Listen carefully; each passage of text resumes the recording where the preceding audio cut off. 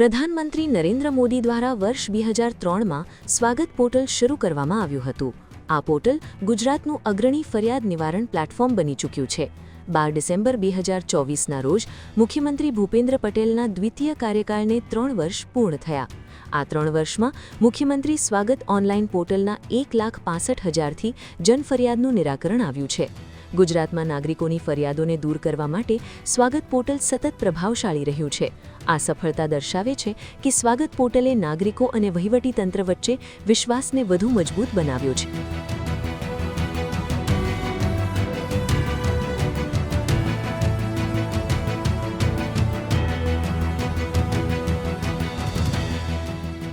આ સ્વાગત કાર્યક્રમથી જન ફરિયાદોનું સરળતાથી નિવારણ લાવી શકાય એવા નવા જ વિચારને નરેન્દ્રભાઈએ જન્મ આપ્યો હતો, જેને આગળ વધારવાની તક મને મળી રહી છે, તેનો આનંદ પણ છે।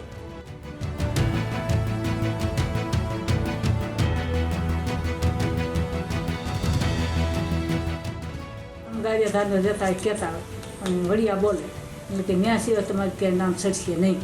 પછી મેં વડિયા ફોર્મ ભરાયા।